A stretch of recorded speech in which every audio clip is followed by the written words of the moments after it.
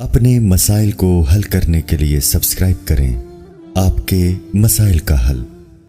دوران غسل کانوں کے چھید میں پانی پہنچانا۔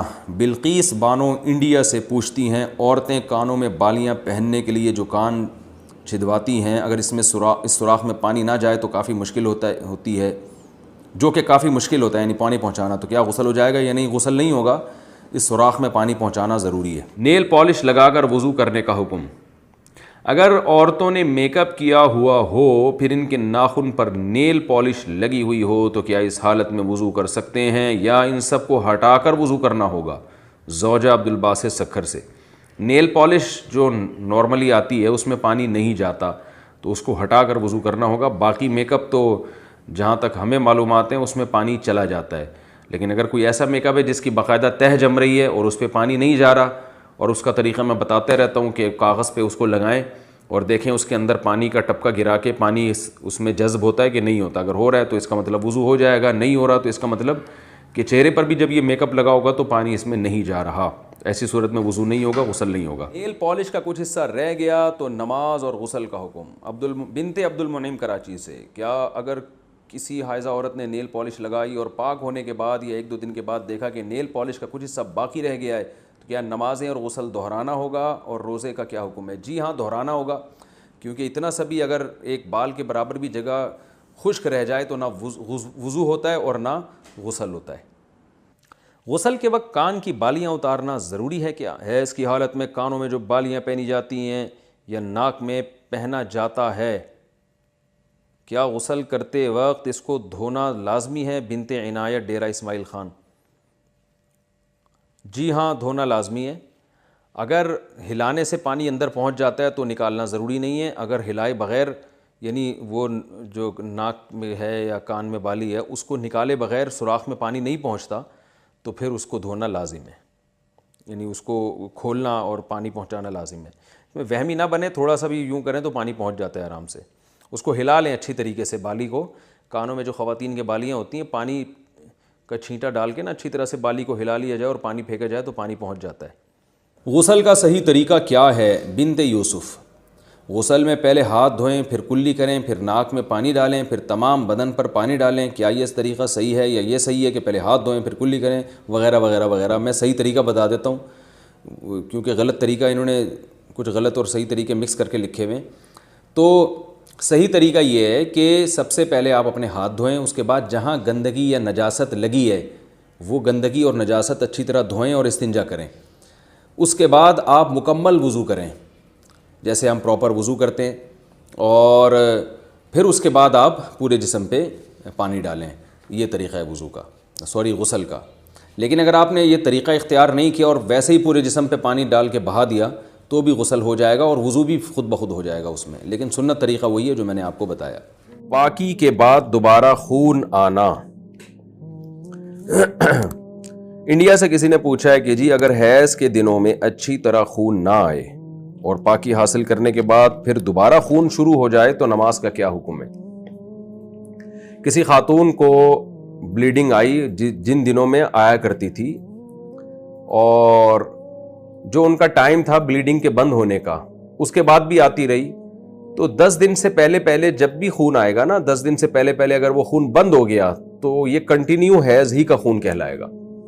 میں اس کو مثال سے سمجھاتا ہوں۔ دیکھیں، کسی خاتون کی عادت ہے 5 تاریخ سے لے کے ان کو 10 تاریخ تک خون آتا ہے، اگلے مہینے 5 تاریخ کو خون شروع ہوا، 10 تاریخ کے بعد بھی کنٹینیو رہا، 11 تاریخ کو آیا، 12 تاریخ کو آیا، تو یہ کنٹینیو حیض ہی ہے۔ اب اگر 15 تاریخ سے پہلے بند ہو گیا تو اس کا مطلب 10 دن سے پہلے بند ہو گیا، تو جتنے دن میں بند ہوا وہ سارے دن حیض ہی کے کہلائیں گے۔ 7 دن میں بند ہوا تو 7 دن حیض کے۔ اگلے مہینے یہ سمجھا جائے گا بھئی اس خاتون کی عادت چینج ہو گئی، اب 7 دن حیض کے ہو گئے۔ لیکن خوب سمجھ لیں، اگر کسی خاتون کی عادت تھی 5 تاریخ سے لے کے 10 تاریخ تک حیض آنے کی، اب اس مہینے کیا ہوا کہ 5 تاریخ سے لے کے 10 تاریخ تک، پھر 11 کو بھی، 12 کو بھی، 13 کو بھی، 14 کو بھی، 15 کو بھی، اب 10 دن ہو گئے، 10 دن کے بعد 16 کو بھی خون آیا ہے، اس کا مطلب 10 دن سے زیادہ آ گیا، تو 10 دن سے زیادہ کبھی بھی حیض نہیں ہوتا۔ تو یہ اس کی علامت ہوگی کہ یہ جو ان کی عادت تھی نا 5 دن خون آنے کی، وہ تو خون کے دن کہلائیں گے، 5 دن سے زیادہ جو خون آیا ہے وہ خون استحاضہ کا کہلائے گا. لہذا اس میں جو نمازیں انہوں نے چھوڑی ہیں ان کی قضا ان پر لازم ہوگی. جیسے 5 تاریخ کو خون آیا، 10 تاریخ کو بند ہونا تھا، عادت ان کی یہی تھی کہ 10 تاریخ کو بند ہو جاتا تھا، اس دفعہ نہیں ہوا، تو اگر 10 دن تک کنٹینیو خون آتا رہا، یعنی 15 تاریخ تک خون آتا رہا اور 15 تاریخ سے تجاوز کر گیا، تو پھر یہ سمجھا جائے گا کہ یہ سارا اضافی خون یہ استحاضے کا ہے، یہ حیض کا نہیں ہے. لہذا ان 5 دنوں میں جو اضافی نمازیں چھوڑی ہیں انہوں نے، وہ نمازیں ان کو لوٹانی پڑیں گی، قضا کرنی پڑے گی. اور اگر 15 تاریخ سے پہلے بند ہو گیا تو اس کا مطلب کنٹینیو 10 دن سے زیادہ نہیں آیا، 10 دن سے پہلے بند ہو گیا تو وہ سارے حیضی کا خون کہلائے گا. تسہیل بہشتی زیور کتاب خواتین کو چاہیے گھر میں رکھیں حیض و نفاس کے مسائل سمجھنے کے لیے. حیض و نفاس کے مسائل ایک دفعہ اچھی طرح سے سمجھ لیں تو بہت اس میں خواتین کو مہارت ہو جاتی ہے. تو بہشتی زیور میں بڑے آسان انداز سے لکھے ہوئے ہیں حیض و نفاس کے مسائل. آج کل شرعی مسائل کی طرف لڑکیوں کی توجہ ہی نہیں ہے، ڈاکٹر بن رہی ہیں، انجینئر بن رہی ہیں، طہارت کے حکام اسلام تو آپ کو طہارت کے حکام بھی بتاتا ہے نا، تو آپ کو میڈیکل کالج میں تھوڑی بتائی جائیں گے یہ حیض و نفاس کے شرعی حکام کیا ہیں. تو یہ تو میڈیکل سائنس کا ٹاپک ہی نہیں ہے، نہ یہ آپ کو فزکس کیمسٹری میں یہ چیزیں سکھائی جائیں گی. یہ چیز شرعی حکام ہے، نماز کا طریقہ کیا ہے، غسل کا طریقہ کیا ہے، یہ ڈاکٹر تھوڑی بتائیں گے آپ کو. ڈاکٹر کی نظر میں تو ڈیٹول سے نہا لو، پانی سے نہا لو، ایک ہی بات ہے، دونوں میں جراثیم مر جاتے ہیں. لیکن اسلام یہ کہتا ہے آپ کو پانی سے نہانا پڑے گا، غسل پانی سے کرنا پڑے گا آپ کو. تو اس لیے حیض و نفاس کے مسائل خواتین سیکھیں. دینی تعلیم اتنی حاصل کرنا فرض ہے جس کا آپ کے روزمرہ کے شرعی مسائل سے تعلق ہے. طلب العلم فریضۃ علی کل مسلم و مسلمہ، نبی نے فرمایا کہ ہر مسلمان مرد اور عورت پر علم کا سیکھنا فرض ہے. تو اس کی تفسیر میں تشریح میں علماء کہتے ہیں آپ کو جن مسائل کی روزمرہ ضرورت پیش آتی ہے چاہے مرد ہو یا عورت، تو وہ علم آپ پر سیکھنا فرض ہے. تو حیض و نفاس تو خواتین کو واسطہ پڑتا ہے اس سے، تو لہذا ان پر لازم ہے کہ وہ یہ مسائل سیکھیں. اور بہشتی زیور رکھ لیں، تسہیل بہشتی زیور، جامع ترشید نے بہشتی زیور کو آسان کر کے چھاپا ہے، وہ کتاب رکھ لیں. پھر کوئی بات سمجھ میں نہ آئے تو پھر علماء سے رجوع کریں. لیکیوریا میں ہر بار کپڑا پاک کرنا ہوگا. میں نے لیکیوریا کے بارے میں آپ کی ویڈیو دیکھی تھی جس میں آپ نے بتایا تھا کہ ہر نماز سے پہلے پاکی حاصل کرنی چاہیے. تو اگر شلوار پر ناپاکی لگ گئی ہے تو کیا ہر دفعہ نماز سے پہلے اسے بدلنا یا دھونا ضروری ہوگا یا کیا حکم ہوگا؟ مریم صاحبہ کراچی سے. دیکھیں لیکیوریا میں اگر اتنی تھوڑی سی 1-2 قطرے شلوار پہ لگے ہیں، 1-2 قطرے، تو وہ تو اس کو تو دھونا ضروری نہیں ہے. کم سے کم 1 درہم کے بقدر، یعنی ہتھیلی کی جو گہرائی ہے نا اس کے بقدر اگر نجاست پھیل گئی ہے تو پھر اس کو دھونا لازم ہے.